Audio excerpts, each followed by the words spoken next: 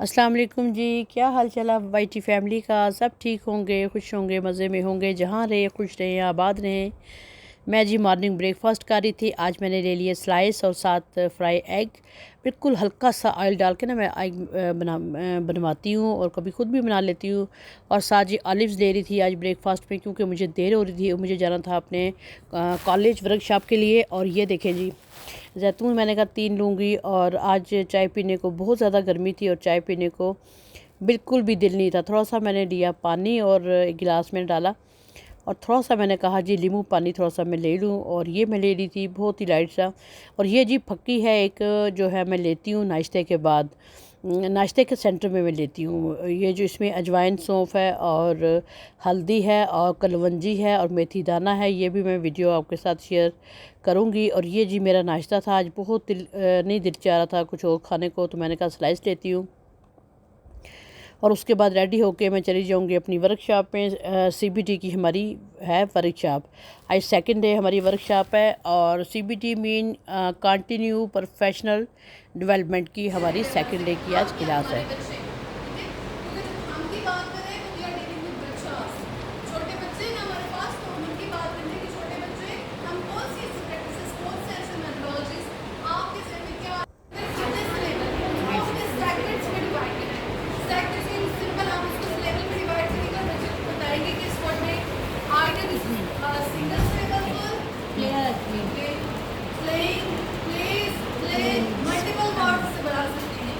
अगर आप डिक्शनरी देखें तो वहाँ पर आपने देखा होगा कि कोई भी वर्ड जिसके साथ बी का साइन बना होता है, चाबी का साइन बना होता है, वो हमेशा क्या होता है, रूट वर्ड आपके पास होता है। चौथे नंबर पर क्या है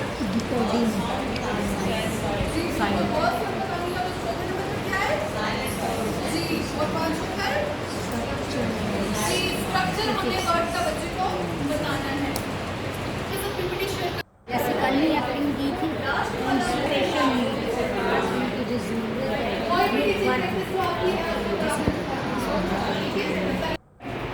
में एक बच्चा है जो पी को 9 और 6 में जो है वो कंपैरिजन नहीं कर पा रहा, तो मैं उस बच्चे को स्पेशल ट्रीटमेंट दे के चलूँगी और फिर उसके बारे में अपनी एड से अपनी टीचर से केवल मैं नेट सर्च करूँगी कि आया कि मैं इस बच्चे को कैसे ट्रीट कर सकती हूँ।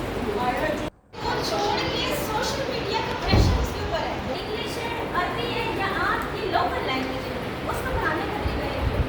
ठीक, आपको मैं इसको लेके आगे चलना है। अच्छा जी, उर्दू रुपये था जी हमारे पास 38 है। रुपये था जी, आपने जो पढ़ा था वो 38 थे जी। भारी अल्फाज है, एक को भी शामिल कर सकता है। कौन सी कैपिटल है, कौन सी स्मॉल है, कहाँ पे, ए बी सी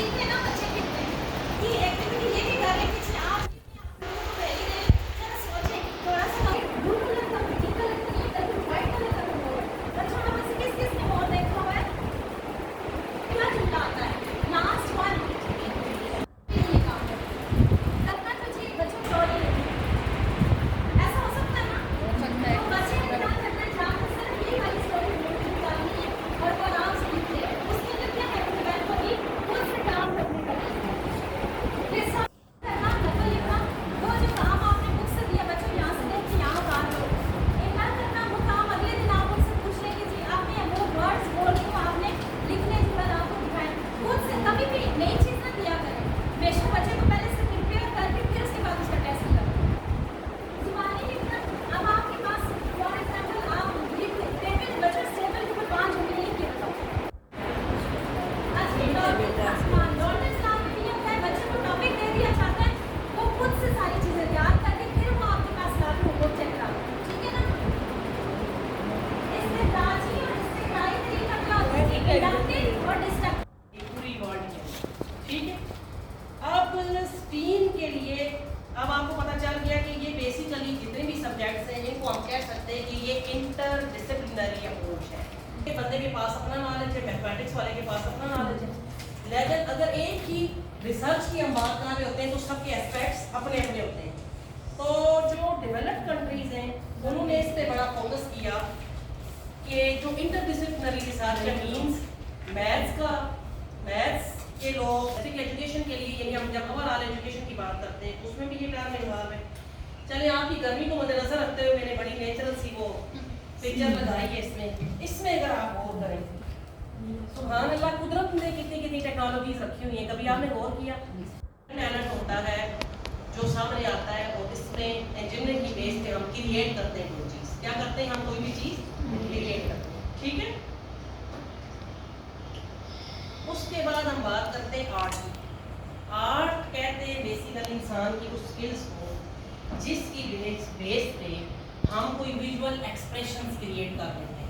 क्या कर लेते हैं हम विजुअल एक्सप्रेशंस यानी हमारे पास एक एबिलिटी थी और हमने क्या किया एक्सप्रेशंस क्रिएट कर दिए।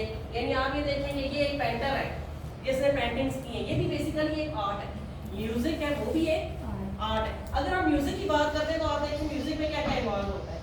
म्यूजिक अंदर आप ये देखेंगे आर्ट भी इन्वॉल्व है, टेक्नोलॉजी भी इन्वॉल्व है, साइंस भी इन्वॉल्व है और डेफिनेटली मैथमेटिक्स भी इन्वॉल्व है।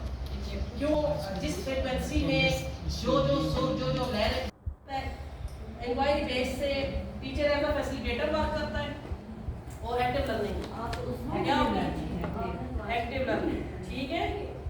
इसकी स्ट्रेंथ्स भी यही है कि ये क्रिटिकल थिंकिंग को एनहांस करता है।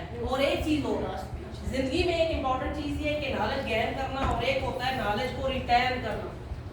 रिटर्न भी होता है क्या होता है नॉलेज गेन तो होता ही होता है साथ रिटर्न भी होता है।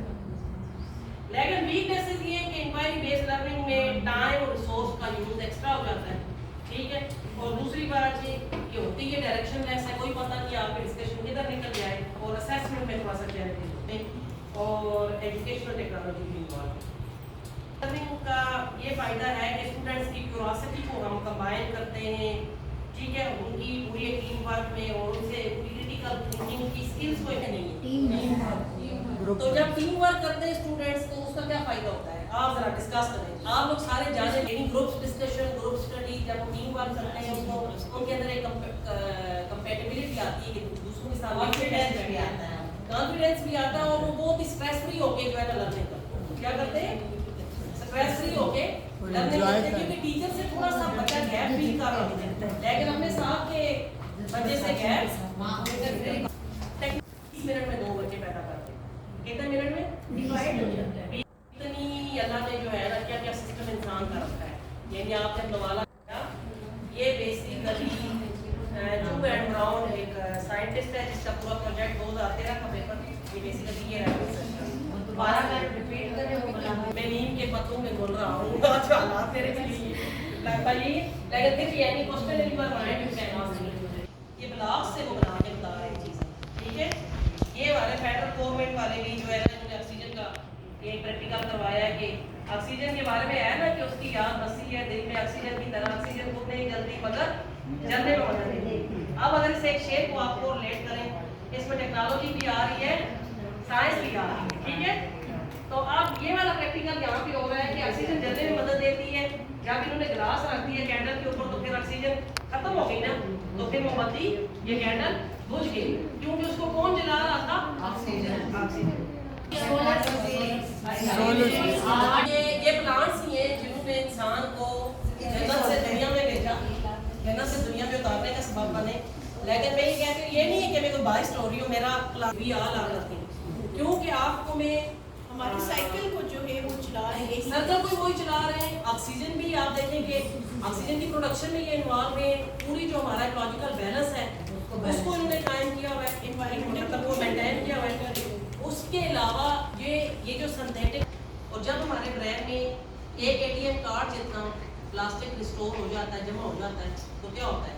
हमारी मेमोरी लॉसेस में डिफरेंट इश्यूज शुरू हो जाते हैं, इवन के कार्सिनोजेनिक है, कैंसर काज है, कैंसर यस। तो बेसिकली जब तक हमें साइंस का, टेक्नोलॉजी का और इन चीज़ों का नॉलेज नहीं होगा तो फिर क्या होगा? तो फिर हम ऑर्गेनिक लाइफ से हट जाएंगे। यानी ऑर्गेनिक लाइफ ये है कि आप अपनी ग़िज़ाई ज़रूरत के लिए प्लांट पे डिपेंड करें, अपने फर्नीचर के लिए भी प्लांट पे डिपेंड करें। अब ये बात नहीं कि प्लांट की तबाही कहते हैं, लेकिन प्लांट्स की कुछ पार्ट्स अल्लाह ने रीजनरेटेबल भी तो रखे ना, जैसे उसकी जो टहनी है, ठीक है, उनको भी तो आप यूज़ कर सकते हो, पत्तों को भी तो यूज़ कर सकते हो। और मेडिसिन भी जो सारी है वो आपको प्लांट के रेजन से, उसकी छाल से, उसके लीफ से, उसके रूट से, डिफरेंट पार्ट से मिल सकती है। समझ आ गई? इनके साथ बेदर्दी करने से पहले थोड़ा सा सोचना, ठीक है? तो क्या